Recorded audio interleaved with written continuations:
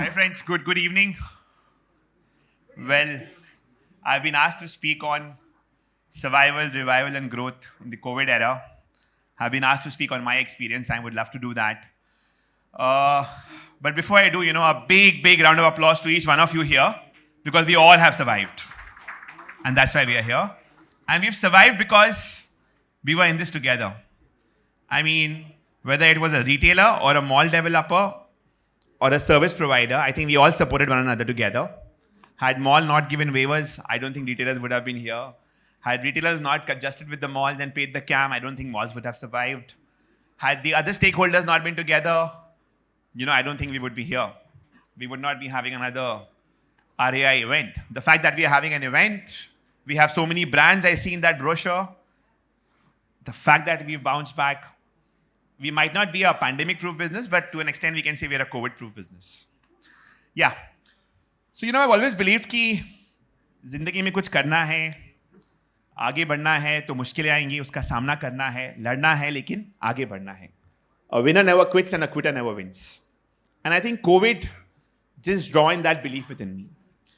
I've always believed that, destiny is important, but creating your destiny is even more important. And I always give creating your destiny an upper hand as compared to destiny. So when COVID happened, this was cut to April 2020. Having started business from almost nothing, some thousands of rupees, and living 12 years of that business with, close to 350 stores, 3,000 employees. When COVID happened, prior to that, I was living a life of a Bollywood blockbuster. I was the Shah Rukh Khan. And then comes COVID, comes April 2020, and business crashes, literally down by 1/10. You are locked up in a room. Your screen is your only space of work. You're depressed, you're upset. Mental stress is to the next level. You don't know how will you earn. Revenues have come down to 1/10. You have 3,000 employees. You have salaries to pay. You don't know whether you'll get rental waivers or not. And yet you have parents who are senior citizens. You have to be brave. You have to show you're calm. You're leading a team. It was not easy. It was very challenging, very scary, very depressing. वो कहते हैं ना डर के आगे जीत है. I think somewhere it's true. But वो डर उस time फट रही थी. And that's when, when business was completely at its sluggish, I was like, it's time to be agile. It is time to survive. And we are all in this together. When you have your back up against the wall, there are two things that you can do. Either you can be scared and perish, or you can use that adverse time as an opportunity and the challenge to show your mettle. And I think this is a challenge for me and for my team to show our mettle, to see how, how can we be diverse in the adverse times? So one thing we were very clear that, we had built a very strong brand in 10 to 12 years. We were very clear. We were like, if customers can't come to us, how do we go to the customers? So prior to COVID, our delivery business was just 18% of our revenue. We used to do less than 1 lakh online orders a month. So we said, okay, let's build capacity in the delivery space. If customers can't come to you, let's go to them. How do we do that? We completely got into growth hacking with Swiggy, Zomato. We spent ammunitions, time, energy, effort in the delivery space. Momo was not a product that could travel well on delivery. So we changed the complete packaging. We got in a new packaging where it had a foil coating inside. It had holes in the side so that the steam could come out. The momos would not get soggy. We launched a new range of product called Dazzling Momos, which became a super hit. Priced at 89 rupees and 99 rupees. So you have a meal for one at 149, meal for two at 199, meal for three at 249. So, a lot of solo ordering was happening in COVID. A family of 4 was ordering 4 different meals. So we got the trend, we learned growth hacking, and that was just the beginning of the disruption. From 1 lakh online orders, by September we were doing 9 lakh online orders. We grew by 9x. But that just didn't happen overnight. There was a lot of jugaad that went into it. Wherever we had a Wow Momo store shut, we had space there, we opened a Wow China over there. So it became a shop and show, it became a virtual brand, more throughput sales. Wherever we had a Wow China, we opened a Wow Momo there. We didn't have stores. We wanted locations. We did a tie-up with Cafe Coffee Day. We literally had Wow Momo stores inside Cafe Coffee Day. So the biggest Momo operator was tying up with the biggest coffee operator, helping them to reduce their rental burden, helping me to get more revenue, getting more throughput sales. Okay? Wherever we felt there was an opportunity, we said we should jump the gun. In the initial days, which was the month of April, our stores were open. We were delivering momos in 30 minutes. Yet, we never had the right working capital to survive. We had employees coming to the stores. We said, okay, if we can deliver momos in 30 minutes, why don't we tie up with Swiggy and Zomato and also deliver grocery in 30 minutes? We launched a new business line in literally 11 days called Wow Momo Essentials. We tied up with ITC, HUL, with Procter & Gamble. And within 11 days, a new business line came up where in 30 minutes, apart from delivering momos, we were delivering everything from eggs, vegetables, milk, to sanitary pads, to condoms, to everything. We literally opened a grocery store for 3 months to get the working balance going. It did not make much money, but what it did is it made the team believe that we know and we have it in us to battle it out. We will let the machinery go. And that small business in that 3 months actually made some money. So, it was different things that we did to make ourselves believe that, we can survive this. In a way, destiny had the downfall for us, but we believed in creating that destiny to survive. So that survival instinct, ki jeena hai aur ladna hai, I think that kept us going. Comes December of that year, we were back to pre-COVID numbers. Comes April next year, the Delta variant comes in, which is that killer variant. We were down by only 30%. But at that time, it was not about work from home. It was work for home. We lost so many lives. We lost lives of a few of our employees. My co-founder's dad passed away. My best friend's dad passed away. At that point of time, on the 20th of April, I was like, what are we doing? We are not even able to save lives. People are calling me, arrange for a hospital bed. And you are calling up the hospitals, but you yourself are feeling ashamed because how much of obligation can you take? I was like, boss, we are entrepreneurs. If we have to do something, we have to solve for the problem. And the real problem was not people not getting beds. The real problem was shortage of beds. Everyone wants to give beds. 20th of April, this happened. I called up a few friends who were a part of a common business group called TIE Calcutta. At 8 in the evening, we got into a Zoom call. We said, the real problem is shortage of beds. What can we do? The very next day, we called up all the private hospitals. We tied up with all the private hospitals. We said, okay, let's do something. Let's try and work towards enhancing beds in the city. But how do we do it?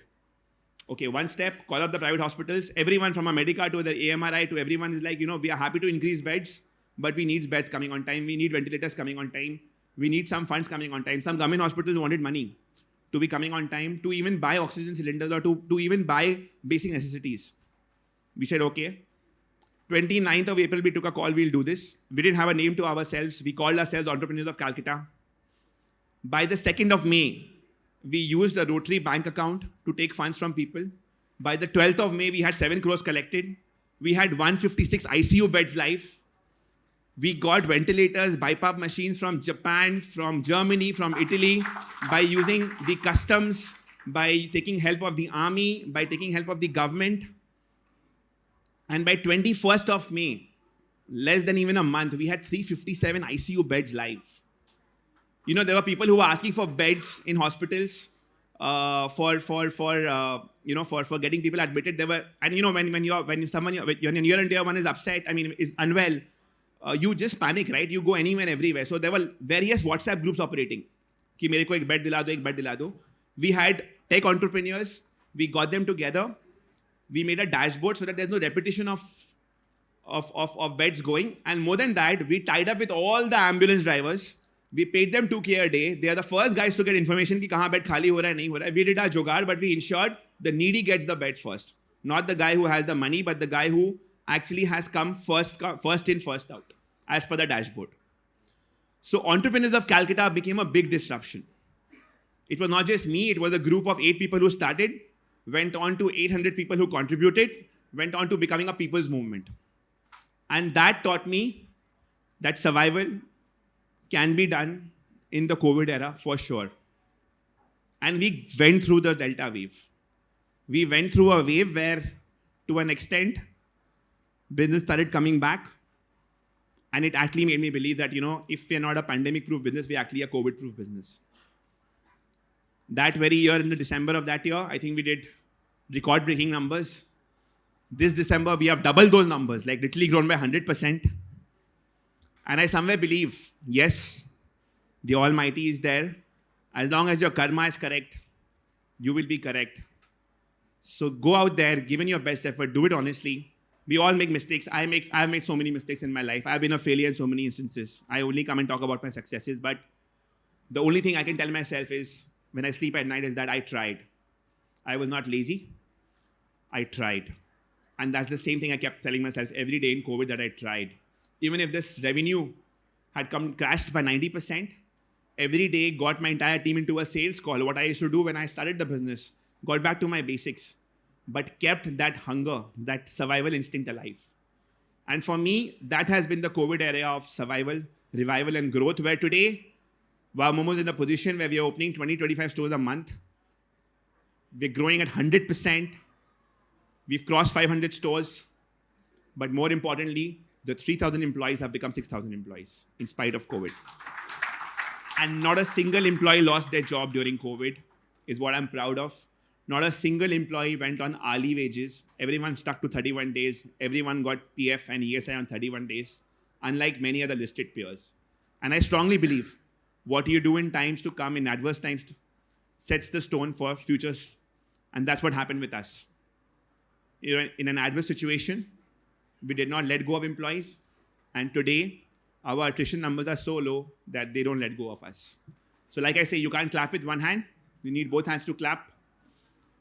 I think it is the people's business. Retail is the people's business. It's by the people, for the people. And it's always going to be there. So it's this audience that makes brands click. It's this audience that makes retail click. Our population is our biggest strength. It's always going to be there. And like Mr. Neotia said, वो गड्ढा खुद चुका है और अभी भर भी रहा है और एक दिन भरेगा भी. But कहीं ना कहीं, there's light at the end of the tunnel. And for me, that light was a wow light. Thank you so much, guys. Thank you so much. That's been our journey of survival, revival, and growth. And I feel each one of us deserves an applause because we all have survived COVID. And I'm sure in times to come, the experience of COVID will enable us to fight any other pandemic, any other obstruction in a more better and organized manner. Earlier, my investors would tell me, be ready for a day when there's zero revenue. I would laugh. Today, I realize that, that can actually happen and maybe have some experience of how that can happen. I think for my generation, for my parents' generation, and for generations to come, I think this was a one of a kind of an instance. But yeah, it's been a great learner. I would call it a blessing in disguise because had COVID not happened, I don't think Wow China would have grown. I don't think my delivery business would have grown. I don't think Wow Chicken would have come because, it just made me realize that there's so much more we could do. I mean, people talk about owning market share. I talk about owning share of the stomach. There's a belly expansion happening in India. So if it's a Momo, it should be Wow. If it's a Chinese food, it should be Wow. If it's chicken, it should be Wow. So for us, the brand is Wow and others are verticals. And yes, we're ready to feed in your belly more. So you have Momos out there. Please go and enjoy. Thank you so much.